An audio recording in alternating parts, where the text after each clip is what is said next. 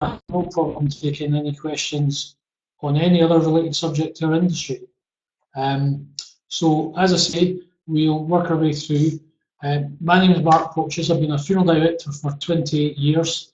I started with a private named firm in Edinburgh, which was owned by the cooperative, and I've spent the last 28 years working within two individual businesses, one that I bought a number of years ago, which I sold on, and then I opened under their own family name in 2006, and have now opened a further 4 or 5 branches within the local area. We're going to discuss today the regulation aspect of what's happening in Scotland, and if anybody has any questions, just fire away and I will try and answer them as best I can. We're going to look at the changes and the effects this may have, not just in Scotland, possibly some implications for England. So let's carry on through the slides, and I'll keep my eye on the chat box. If I can't reply to you straight away, I will make sure I get back to you in due course with any answers that you need. And if I can't answer the question, I will find out the answer for you.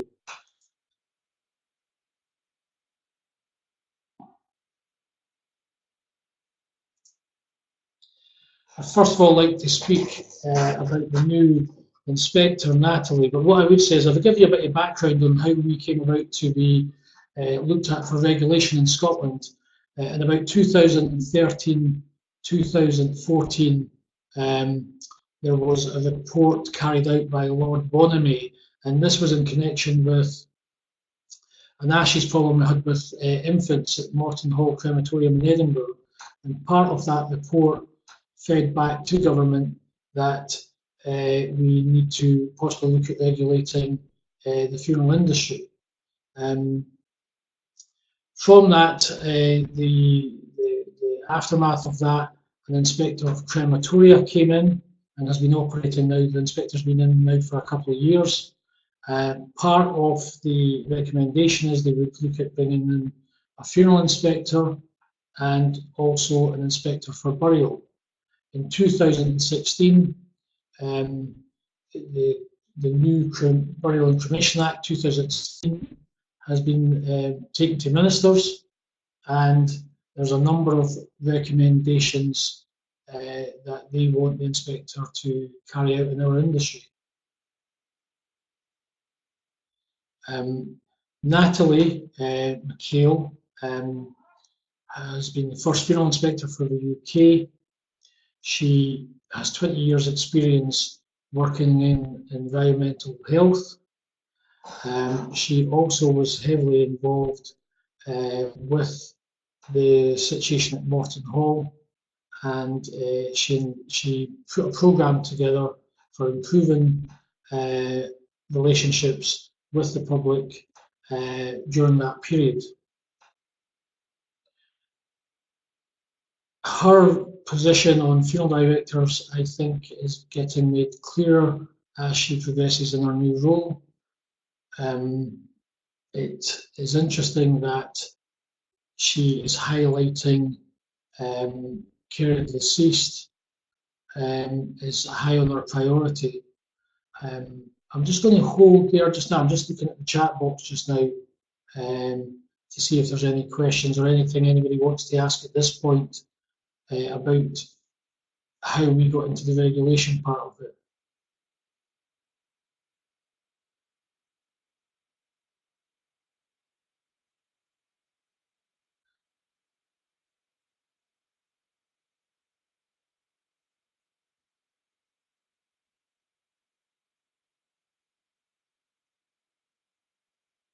That seems to be fine. There's not any questions, so I'll just carry on. Natalie has met with SAIF Scotland. She has also joined us in a joint meeting at Inverness last week, and that was a joint meeting between SAIF and the NAFD. And I think she welcomed that meeting because it gave her the opportunity to speak to a lot of funeral directors and hear their voice. And I think that's particularly important, that we make sure we get our voice heard at government. She has also agreed to come to our regional meeting in Scotland on the 26th of October. And again, I would urge as many people as possible to come to that meeting and ask her any questions. She is also going to be our main speaker, Natalie, at SAIF Education Day. So if you're listening to this webinar and you've not been to the Education Day, I was there last year. I think it's very worthwhile, and I think it would be good for my colleagues down in England to maybe listen to what the new Scottish SAIF Inspector has to say. Moving on,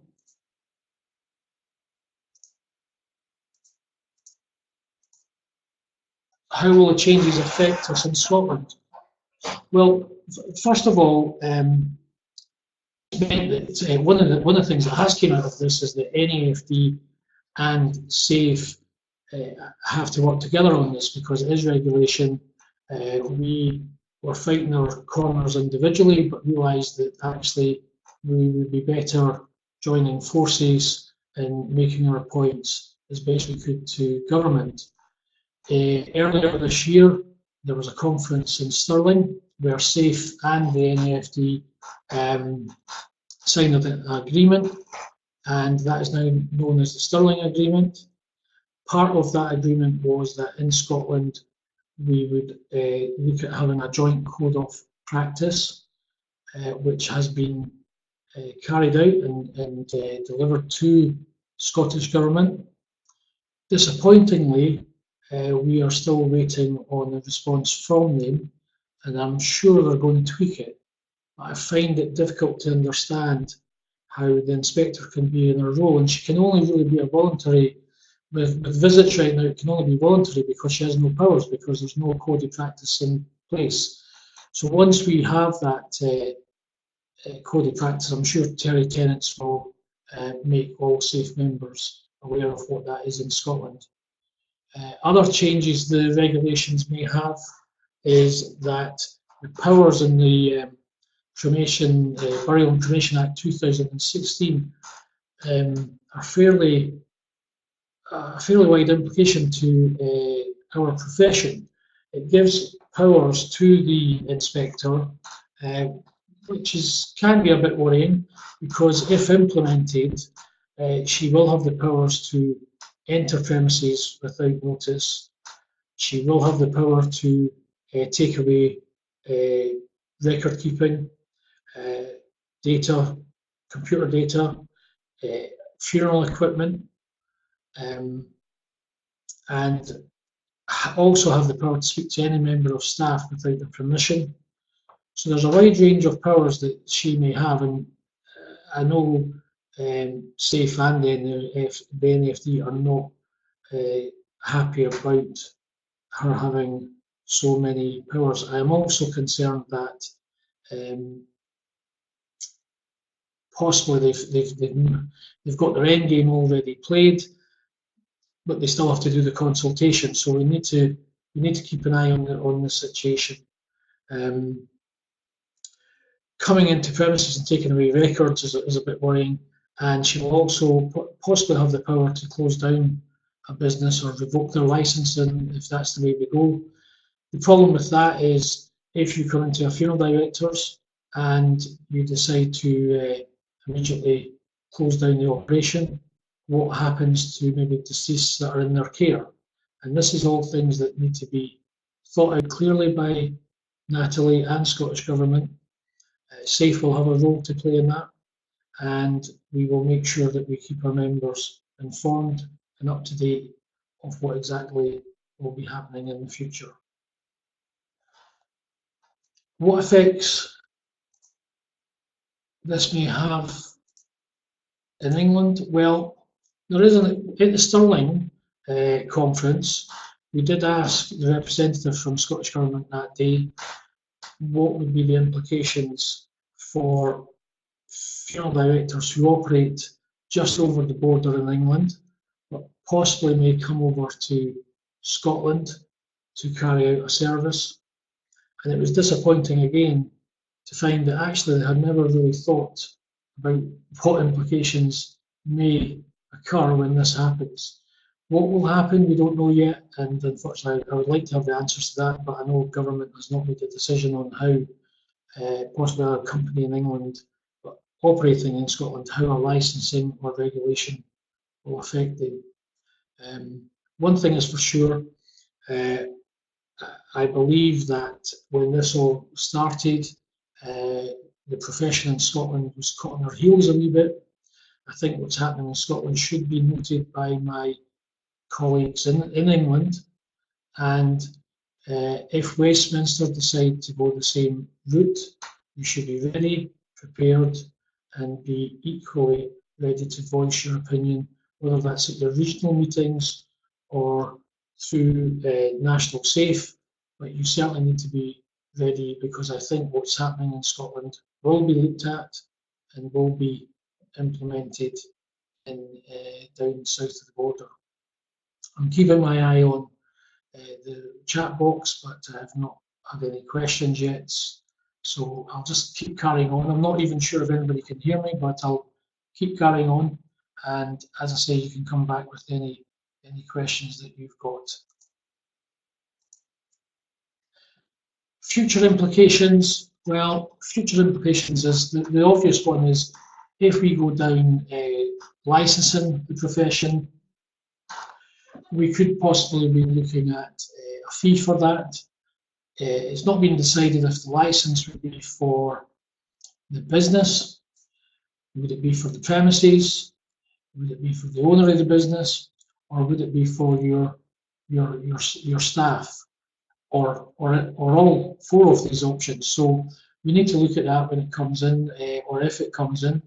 Just now they're asking SAIF and NAFD to produce a members list, because they want to make a register of funeral directors, and I actually think that's probably going to be the first port of call for them. I'm not convinced they'll get licensing straight away. I think we'll have a register of funeral directors with inspectors checking upon us. We were hoping that they would use the infrastructure in SAIF and the NAFD to use our present inspectors to work alongside the government. I'm not sure that's going to be the case. But what I would say is in Scotland, our quality assurance inspector, Joe Murren, is more than capable of helping out the Scottish Government, and meeting some of the inspectors down south recently as I participate on national SAIF. We have a really good high quality of inspector, and I don't think there's anything that we should worry about.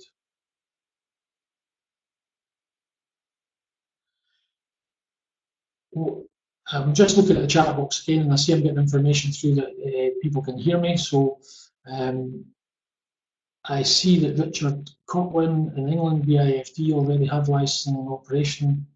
And that's, to me, what I would say about licensing or regulation is I see it as a positive step. My concern is possible fees for licensing, because in Scotland, the Scottish Government has been very heavily involved in just talking about and promoting, as they call it, funeral poverty, rather than funeral affordability. And I have an issue with if they are going to put pressure on funeral directors on their fees to put on a licensing fee, and we all know if that happens and we get a license, we have to pay a fee that through time that will go on and go up. So again, we really need to keep an eye on that situation. Other areas that you really need to keep an eye on as a business is your internal procedures, back office procedures, as well as front office, your jewellery procedures, your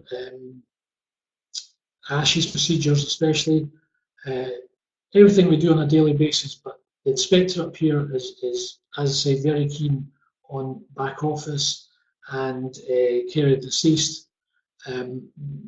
I think every part of the business is important, especially the care of the family when they come into our premises, but we must be aware that what Natalie wants is certainly the care of the deceased to be her priority. I'm glad to say that SAIF Scotland, about 18 months ago, changed their membership criteria. We thought we were doing the right thing, and we still think we've done the right thing, and we think that's been justified recently. As part of our change in criteria was to implement that new members and existing members will have to make sure they have refrigeration in their premises. This is different from nationals criteria. I would hope that you will follow suit, because as I say, I see it as a positive, and I think Natalie is an inspector, and if you get an inspector in England, they will again look at back office procedures and facilities.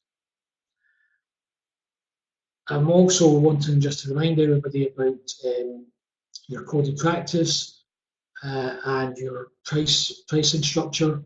Again, the inspector is very keen that prices are shown, but not just in the offices, but in on websites.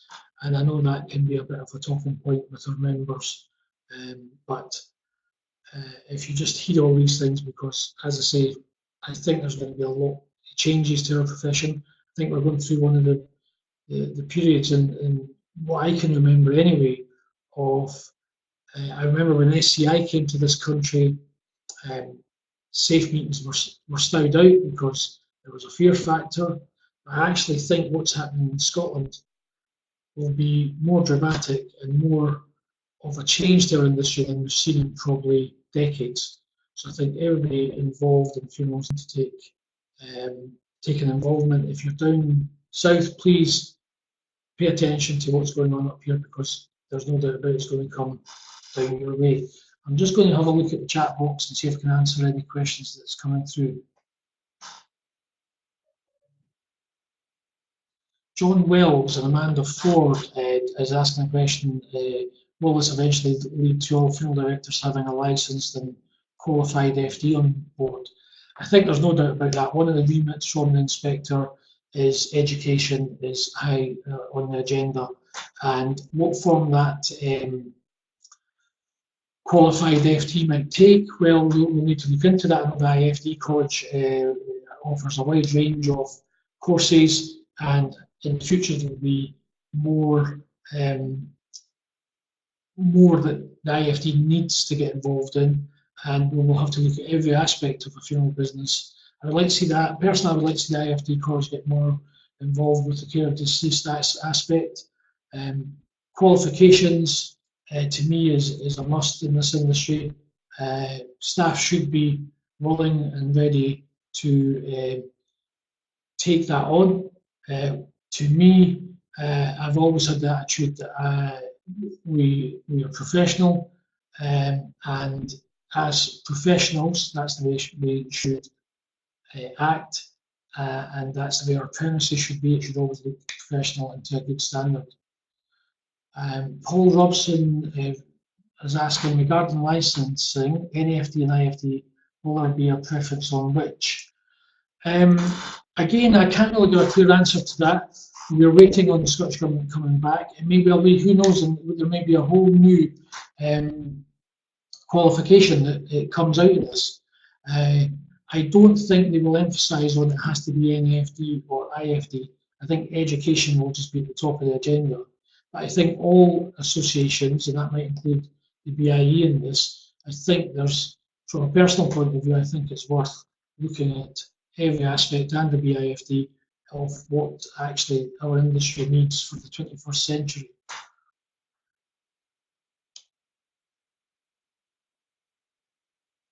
I can see a question coming from David Deary.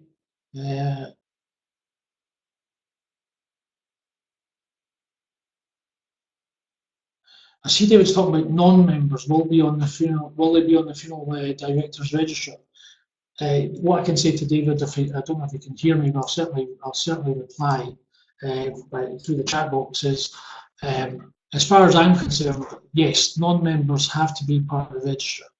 There is no way they can ask SAIF and the NFD to place their members onto a register without putting non-members on. I'm just going to hopefully type and talk at the same time and reply to David.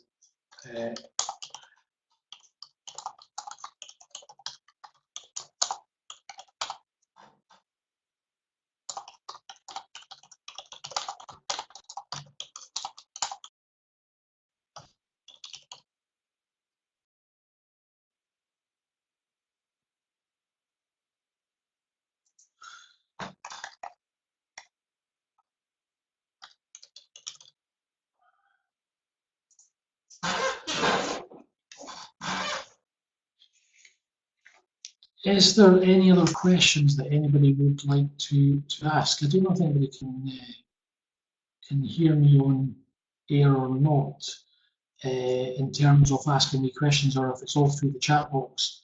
As I say, it's the first time I've done this, so if there is any questions, if you'd like to fire them through the chat box.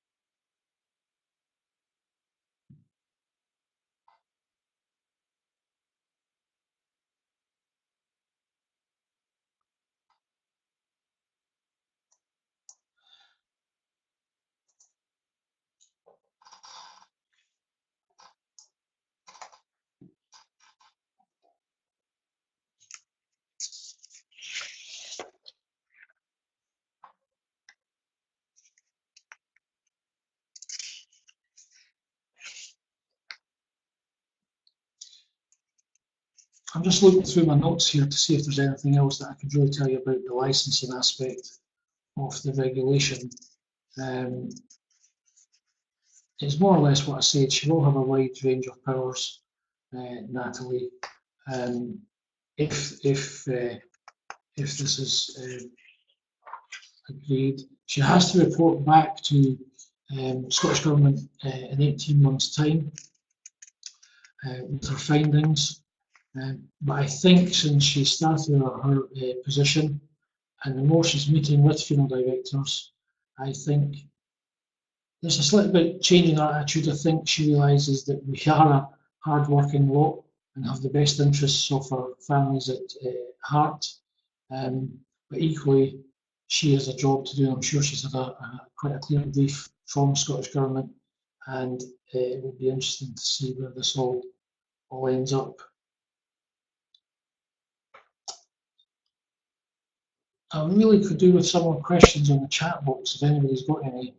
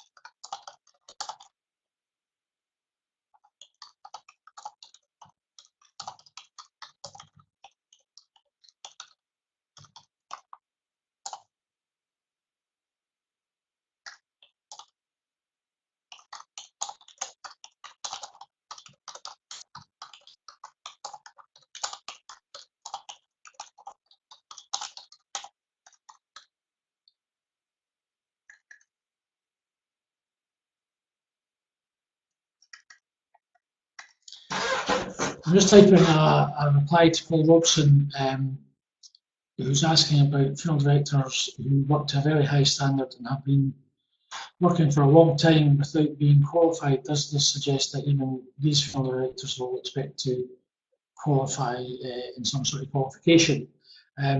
This will have to be looked at as far as I'm concerned. It's a good question from Paul. I think that, I'm not sure how we'll work it. I don't know if there'll be a waiver in there, but certainly experience will have to come into play.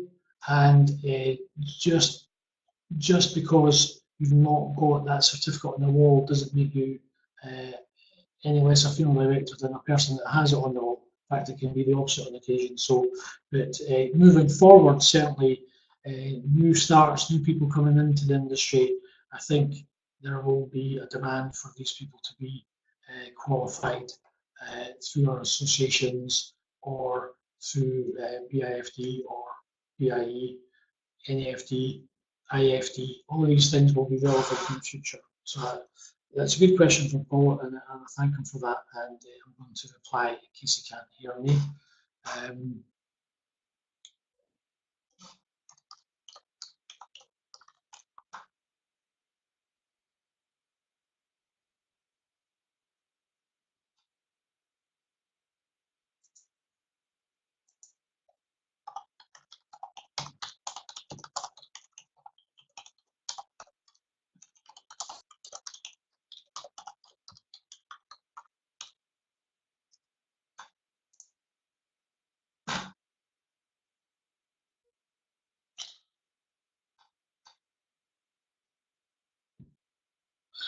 I see a question here from Richard Cotland. Will we have to do CPDs, compulsive personal?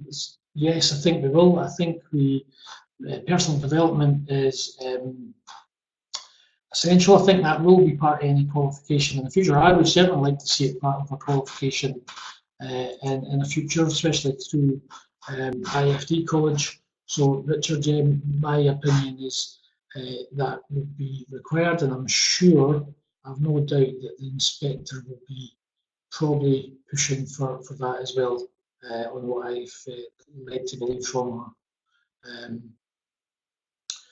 Christine Dyer is asking, it will be interesting to see the criteria for registration.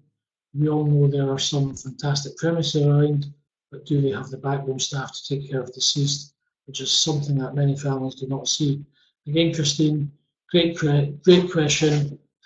You're right, there can be fantastic front offices out there, and I've seen some dreadful mortuaries and back areas. But this, I can assure you, the whole premises will be inspected, but our particular inspector definitely has the back office as her main area of concern. She wants to make sure the deceased is cared for in the proper manner. She wants to make sure the facilities are there, and clinical waste, insurance, all these things will be relevant as well. So, Christine, you're right. There is some great front office premises out there, but they don't have the facilities at the back. And I would imagine there's companies out there that are going to struggle in the future. We've already seen a change in Scotland with some independents selling out, and I fear for the independents in the future, because I don't think it's just licensing. I just think the competition is more fierce now, and with licensing coming into Scotland, I think there's some companies that just don't want to continue. And I'm afraid to say, I think SAIF will need to be on their A game to make sure that we support our members in the years to come.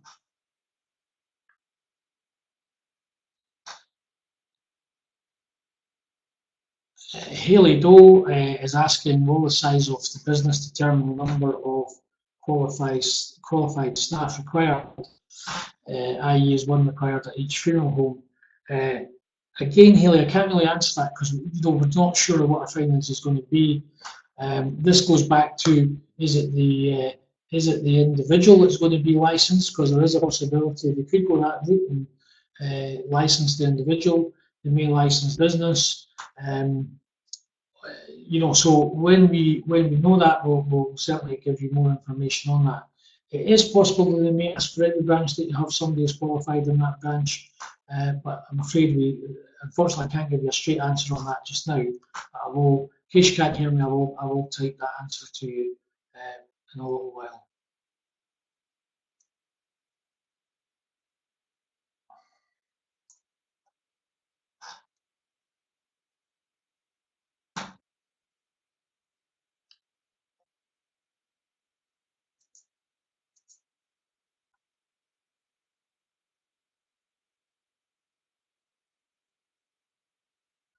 I've got a question here for Lynn C. Ferguson. I don't know if I'm still waiting on the rest of the question. Yeah. So Lynn's asking for independents who operate without mortuary facilities, cars, etc. Will these persons be phased out as they will perhaps not meet the criteria, minimum standard, etc.? I don't know about being phased out. It really depends on the inspector's point of view. Do they have access to mortuary facilities? Again, we've looked at that SAIF Scotland and have said to our members that we would wish them, as part of our criteria, to have their own preparation facilities. And that, as I say, we changed this about 18 months ago, and it's implemented from January 2018. We don't know what effect that will have on our membership. And we have very good funeral directors that have arrangements, possibly with other funeral directors, for doing embalmings, that type of thing. So, you know, there is an argument to say if you've got that set up, can you keep it? But what we're really talking about is funeral directors who open, you know, on the corner. They don't have any preparation facilities. They pick the person up from the mortuary the day before, or maybe even on the day of the funeral. To me, yes, I think they should be phased out. That's my opinion. I think there's a standard that needs to be kept. Picking somebody up from the mortuary on the day of the funeral because you don't have the facilities is not acceptable. Again, Lynn, I'll try and type at the same time as talking. Please keep firing questions through.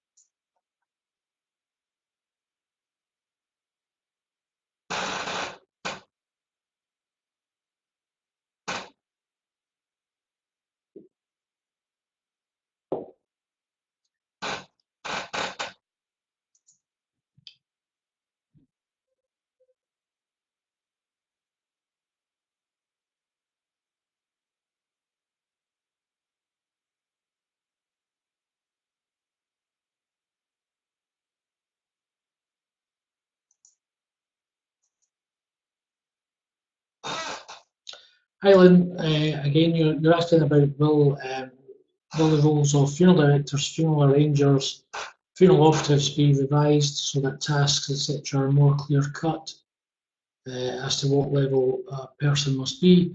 Well, I don't think there's anything wrong with that. I mean, within my own business, we obviously give to all our staff a description of their duties.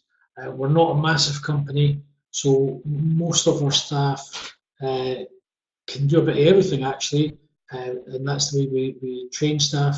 I think having a clear job description for your staff is something you should probably already think about implementing. So I don't know if that helps or not answer your question.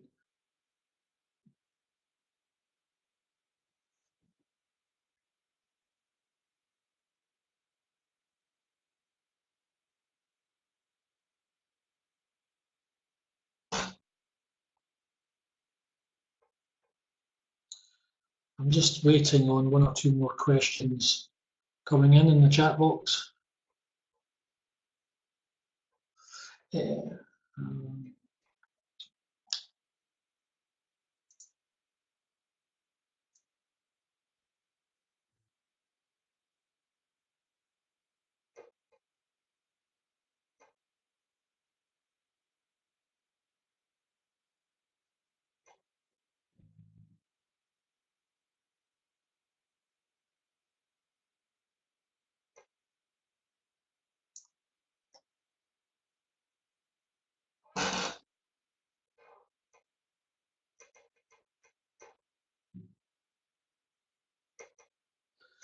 I've got a question here. I hope I pronounced this name right. Nivy Brunton asks, other professions have a protected title, must be members of their governing body or bodies, and have a qualification prior to membership.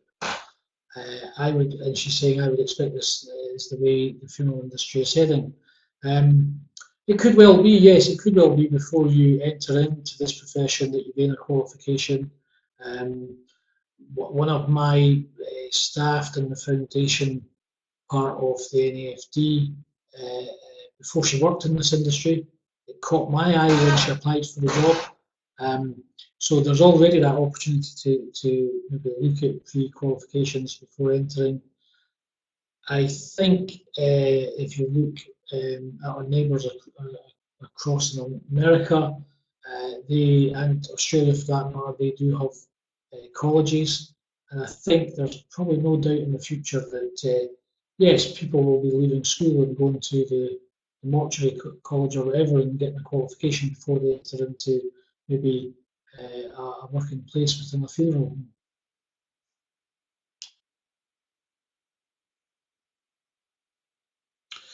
Lynn Ferguson asks, would the NAFD SAIF still carry out their visits?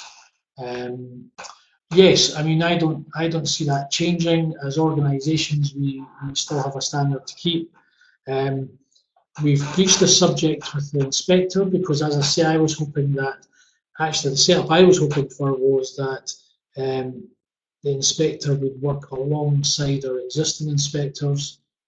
If they found something that was so bad, they would report that not just to the executive, to our funeral inspector. I'm not convinced that's going to happen now. The government believe they will be bringing further inspectors. I'm not sure where they're going to get the funding for that, because when the report, when the recommendations came out, it was discussed that there should be 4 inspectors for the funeral industry in Scotland, and as you can see, we only got 1. There is an inspector coming in for burials. A slight problem I have, and something I should have maybe mentioned earlier, is that care of deceased doesn't start when the person comes into the funeral home. The care of deceased starts at the hospital mortuary or at the nursing home, and certainly in my local area I have some concerns about our city mortuary, which is part of our fiscal, which is the equivalent of your coroner in England. And to be honest with you, they operate, they've got so much postmortems to carry out because they expanded their area. They've put in temporary, what can only be classed as air-conditioned units with canvas shelves.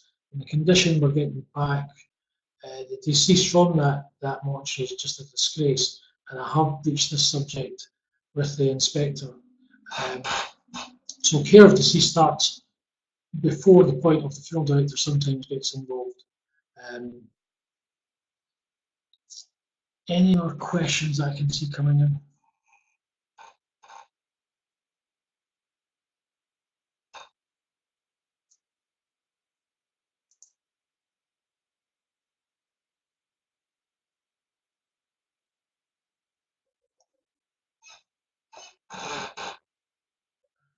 John Pierce has got a question. I'm not sure if you've already covered this, but who's deciding the regulations that the inspector uses for inspection? If government, then are they consulting with us?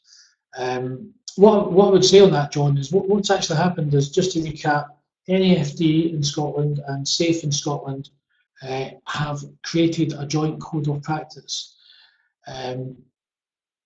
The reason we've done this is because it was becoming obvious that the Scottish Government was getting a bit frustrated that we had 2 separate codes, and we thought, both organisations thought, a step forward to try and head off government implementing their code of practice was to create our joint code. We've done that, we've delivered it to government, and we are waiting on a response. My feeling is they'll implement most of our code, and they'll put in a couple of tweaks, but we're waiting to see the new code. The inspector is operational just now, but she has no powers at this point until the code has been given the green light.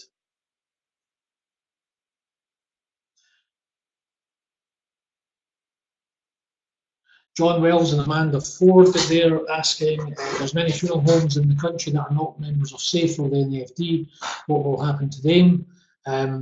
We again have pushed government on this and actually have asked them to put into the regulations that a funeral home must be part of either SAIF or the NAFD.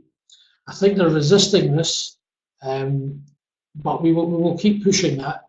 Can we really say that if you're a non-trade member that you're not a good funeral director?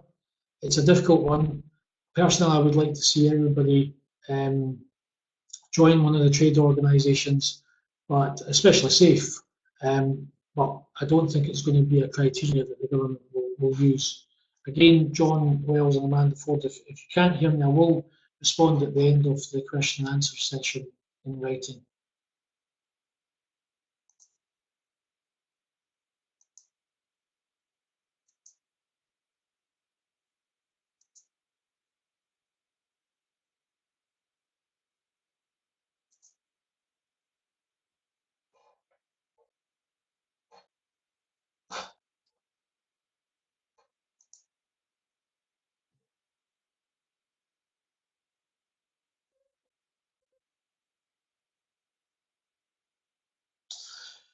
Andrew Smith's asking a question on the subject of mortuary facilities. Will an air-conditioned system in place be conducive to the SAIF clause of refrigeration summer 2018? Air conditioning, no, it has to be a refrigeration. It doesn't have to be a unit, it can be a refrigerated cold room. We get single refrigeration now, single units. We did have a debate about temperature control, but a temperature control could mean somebody putting down the radiators in the office. So no, we're specifying a refrigerated unit or cold room that is refrigerated. So hopefully, Andrew, again, you can hear me. If not, I will type shortly to confirm that.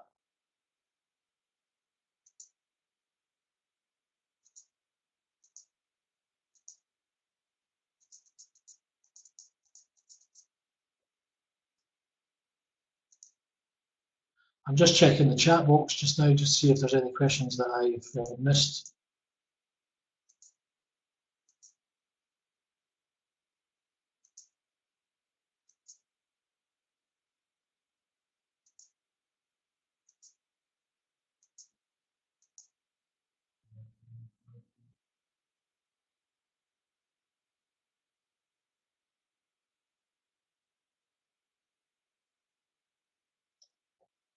I think John Pierce is just typing just now, so I'll just wait and see what John's question is.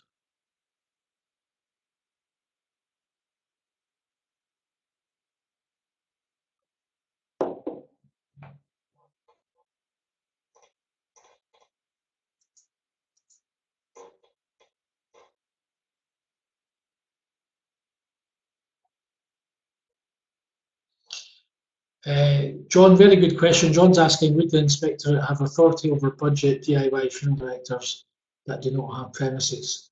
Funnily enough, at Inverness last Thursday, where there was an open meeting, the inspector attended along with NAFD and SAIF members. This very question was asked about DIY funerals. I'm afraid we didn't get a very clear answer, but she certainly knows, I think, the thoughts of the profession on that. And we wait and see what actually her recommendation will be on DIY funerals in the future. As for budget, I'm not sure if you're talking, I'm assuming you're talking the budget of the funeral director or his price list. If it's, I'm not sure really what that question is, that part of the question. So if you want to clear that up with John or clarify that, that would be good. But certainly the DIY question has came up.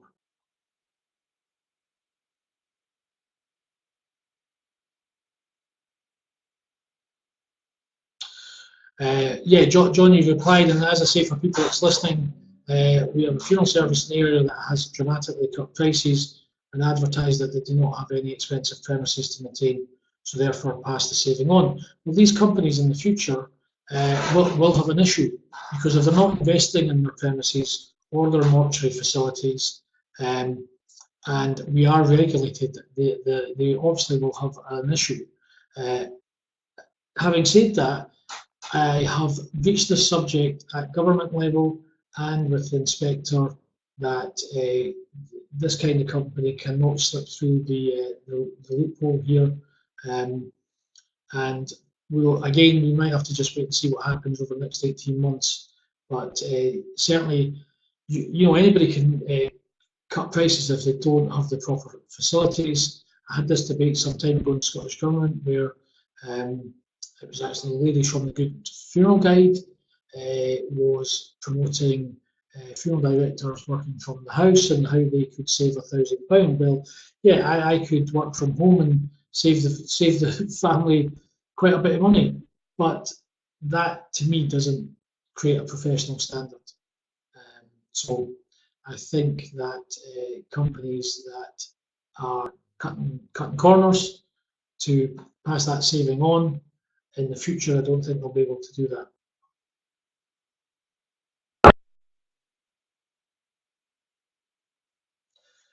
I don't know if there's any other questions coming in.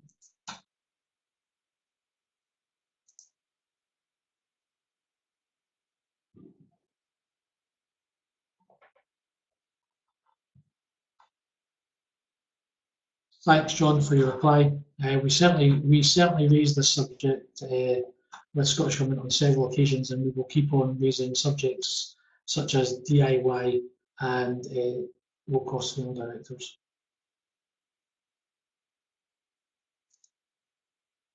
Lynn Ferguson asking, will there be more opportunities like this to have actual chats about topics in real time? I don't see why not. I will make myself available at any time for SAIF to have these chats. And personally, if any of you ever want to contact me on a personal note or ask me any questions, I'm more than happy to do that at any time. I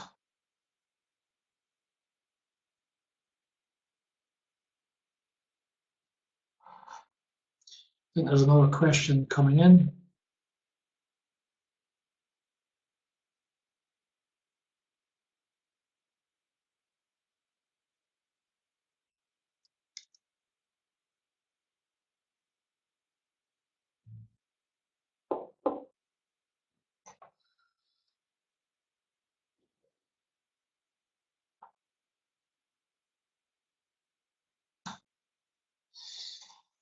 Haley, I actually breached this subject, or this question that you've just asked about, am I suggesting that hospital mortuaries should or will also be inspected, or is it simply a concern that we cannot control this? Well, actually, no, I'm actually really disappointed in the inspector's remit, i.e. in Scotland we have an inspector of crematoria, we have now an inspector of funeral directors, and we are going to have an inspector of cemeteries, burials. The area they seem to have forgotten about is actual mortuaries. So either the funeral director's remit has to be expanded to mortuaries, or they need to bring in an inspector just for local mortuaries, because some of the standards in mortuaries is shocking. And for those of you that's been in the industry as long as me, and I'm sure possibly new people have came in, there was such a thing as last offices in nursing home. I think with the influx of new nursing staff from Europe and other countries, I think the skills have been lost, and I think it's something we have to look at. It gives SAIF members the opportunity to maybe go and speak to their local nursing homes and offer that as part of maybe a training session for the local nursing staff to speak to them about last offices and what they should be doing before the funeral director comes out. So I'm not suggesting that, I'm actually saying that it's an area that's been missed and that needs to be addressed, and we will be asking Scottish Government to look at external mortuaries. If they're going to look at funeral directors' facilities, they must look at local hospitals and cottage hospitals and see what the standards are there.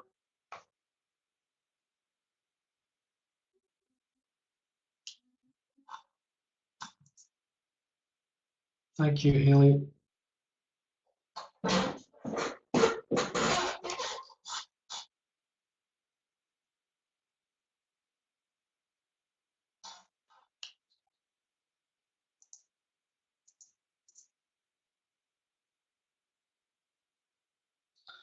Not sure if we're reaching an end. I don't see any other questions coming in. I'm going to stay on and reply to anybody I can in the chat box in writing if they've not heard the answers.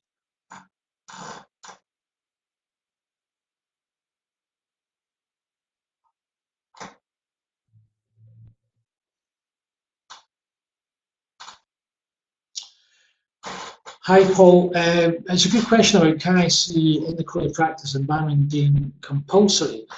No, I don't actually. I don't think that will come in at this stage. I don't think, I have a personal point of view on embalming, but I am for embalming. I have a number of reasons for that.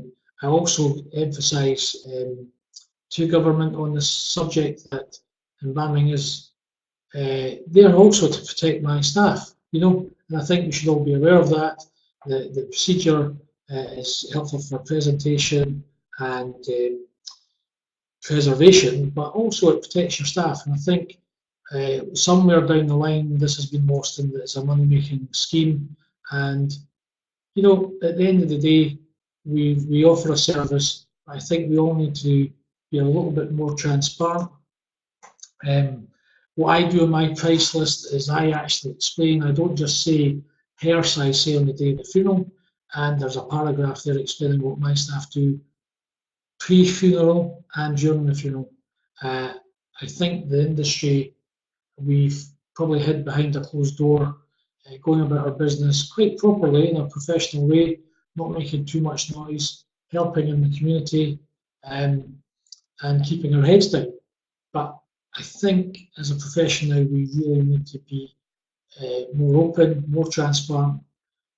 Let your local authorities know and your local councillors and your MPs know exactly what you do for your community. I think that's vitally important.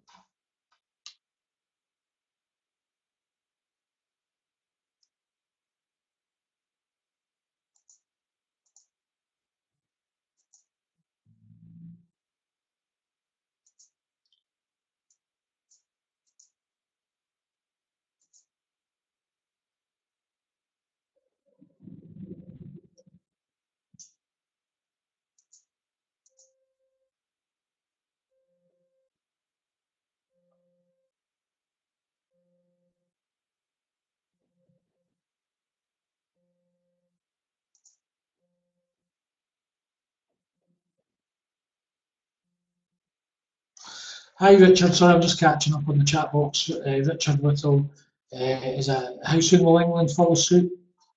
Who knows? I mean, we changed our registration in Scotland 2 years past May. I think we're still working on it down there, so that might give you an idea that I would expect the consultation period, which is what, 18 months to run, I would expect that to finish. And I think then that Westminster may look at the recommendations that the funeral inspector gives to Scottish Government. I'm not really, I can't say for definite. I think England is possibly certainly a couple of years off yet, if not a little bit longer.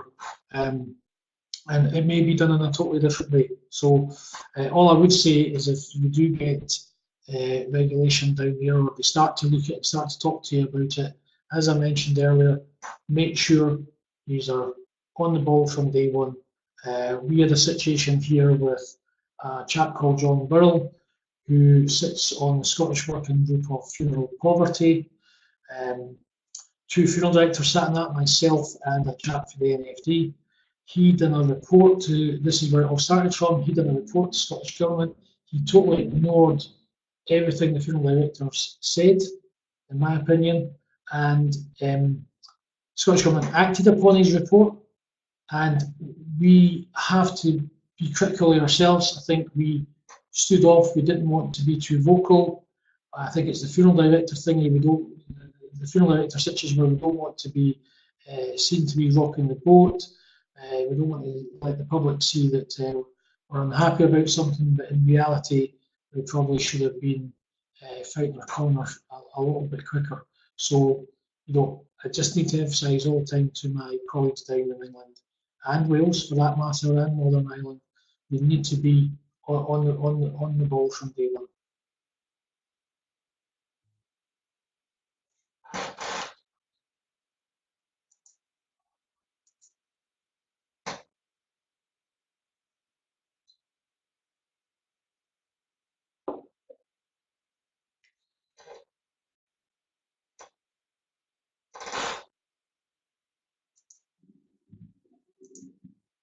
The chat box is stuck for a moment.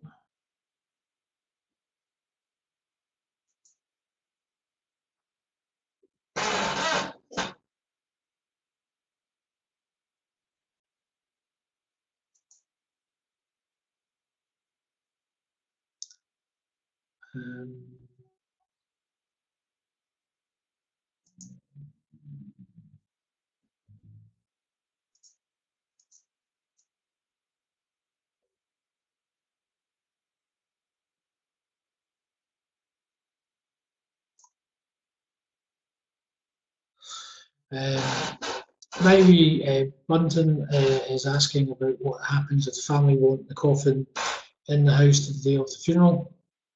Again, it's a very good question. I mean, we have families that ask us, can we not remove the person? It's a family choice at the end of the day. We would be very rarely, in the last decade, I would say, have actually chested a body in the house. We take our time, we explain to the families the reason we may want to take that person back to our funeral home. There's nothing wrong with taking the person to the funeral home. They may not be in our refrigeration because the family may want them back the same day to the house.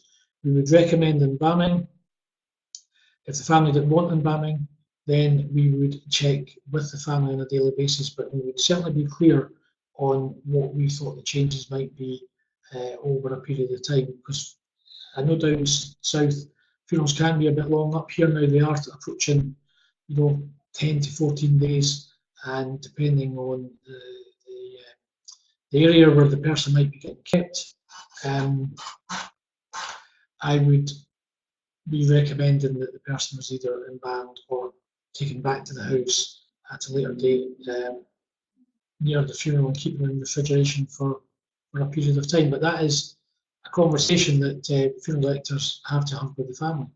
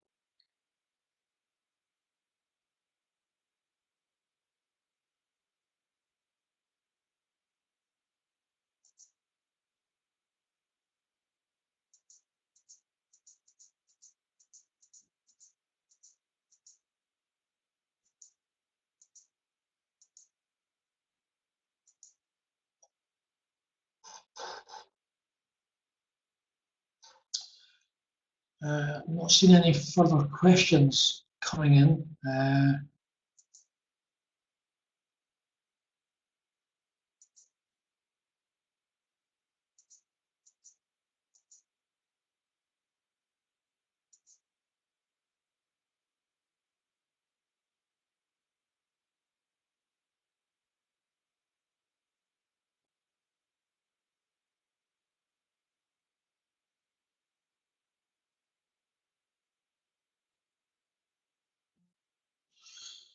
John, to answer your question about with Inspector coming in over the next couple of years, would SAIF consider a regular webinar for circulating information and feedback? Certainly, I will. I mean, I'm sure Terry's maybe listening in anyway or watching what's going on. I don't see an issue with that. I think it's something that, as I said earlier, we were maybe a bit caught on our back foot in Scotland, and I certainly think it's something north and south of the border and Wales and Ireland that could be, the information could be getting fed back to the members. I would think probably quarterly just now, but there would be a point where probably monthly may come into it. So I think it's a good idea. I think these webinars are good ideas. As I say, it's the first time I've done it. I'm not. I hope you're all getting the information because I'm not really sure. I'm not a great technical person anyway, but hopefully we're getting there. And I think webinars, now that I see how it operates, I think this is a good idea.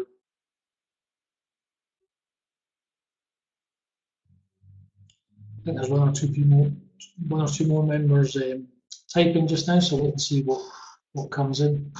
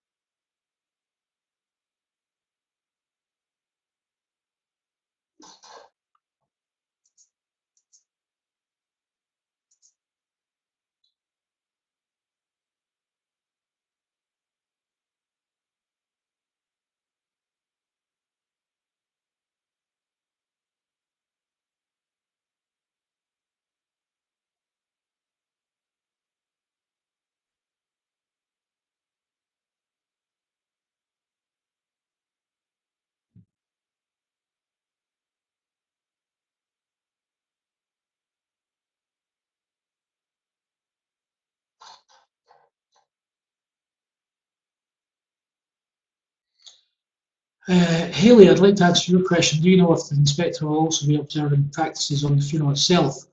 Well, I have to say, at this stage, she's not mentioned that to me, but I would be amazed if she didn't have that in her remit, because I don't see how she can see how a field director properly operates without seeing from the second the family and the deceased enters into her care, through the arrangement process, through to the funeral itself, and for those companies that offer an aftercare service. So I would expect that to be part of her remit.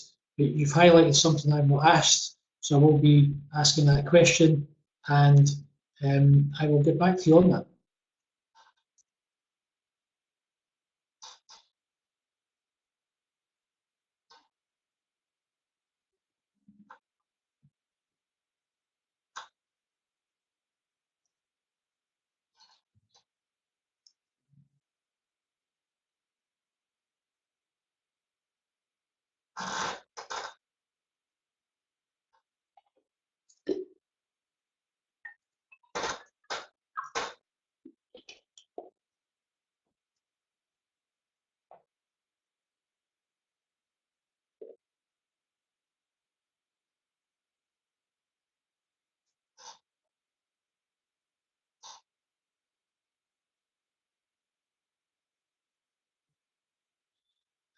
Can't see any more questions coming in. So, oh, hold on. I think there is one coming. I'll just hold off just now.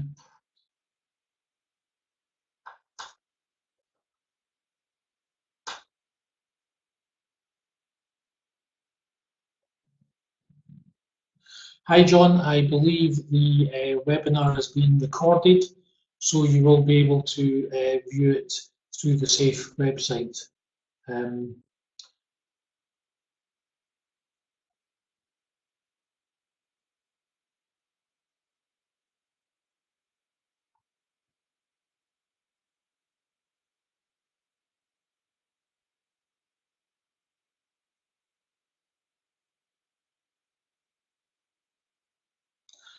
I'd just like to. I think we'll probably wrap things up now. Although there's one more. I can see Richard possibly typing in a question.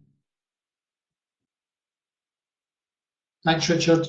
I'd like to thank everybody that's been listening in and asking questions. Just to reiterate about the Education Day on the 1st of November, I hope you can all make the effort to come along. All your procedural information is on the SAIF website, and the girls at the Business Centre is there to help everybody. I'm here if you've got any questions. As I say, you can speak to me personally. The Business Centre can give my details out to any member they wish.